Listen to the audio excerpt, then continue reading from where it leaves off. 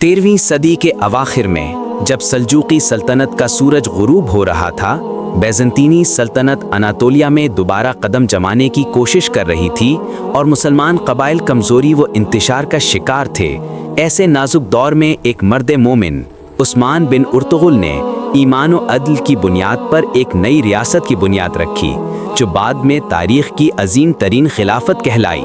उस्मान गाजी के ज़माने में सल्तनत का दायरा बढ़ता गया और उनकी निगाह एक अजीम शहर पर थी, बोरसा, जो बैजंतीनी सल्तनत का ताकतवर और कला बंद मरकज़ था। ये शहर न सिर्फ तिजारती एतबार से अहम था, बल्कि कुस्तुनतुनिया की हिफाजत की कुंजी भी समझा जाता था।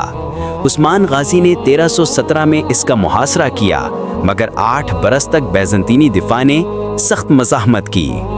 इस दौरान उस्मान गाजी ज़ईफ़ व बीमार हो गए और उन्होंने अपने फर्जंद ओरखान गाजी को वसीयत की कि बेटे, बोरसा को ज़रूर फतह करना, लेकिन याद रखना कि तलवार से ज़्यादा मजबूत चीज़ इंसाफ है। चंद ही साल बाद 1326 में जब ओरखान गाजी ने क़यादत संभाली तो उन्होंने हिकमत, सब्र और जंगी महारत से शहर का मुहासरा मुकम्मल किया।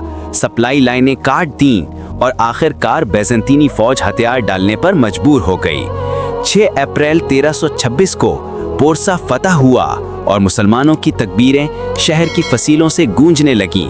मगर ओरखान गाजी ने फतह के बाद कोई जुल्म नहीं किया, न लूटमार, न इंतकाम, बल्कि अदल और रहम की बुनियाद पर शहर को आबाद किया।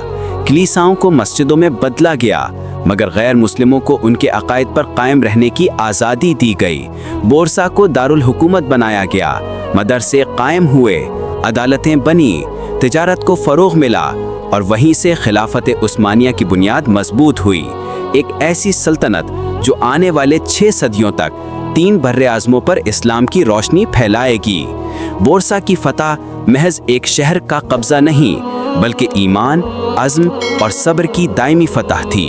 यह हमें सिखाती है कि जब नीयत खालिस हो, इरादा मजबूत हो और अल्लाह पर यकीन कामिल हो, तो दुनिया की कोई ताकत ईमान वाले को झुका नहीं सकती। आज भी जब बोरसा की मसाजिद से आज़ान की आवाज़ बुलंद होती है, तो तारीख़ गवाही देती है कि ये फतह तलवार से नहीं, किरदार से हासिल की गई थी। अगर आप तारीख़ इस्लाम के ऐसे ही सुनहरी अबवाब जानना चाहते हैं तो चैनल को सब्सक्राइब कीजिए, वीडियो को लाइक कीजिए और अपनी राय कमेंट्स में ज़रूर बताइए, ताकि हम आप तक मज़ीद ईमान अफरोज़ तारीख़ी वाक़यात पहुँचा सकें।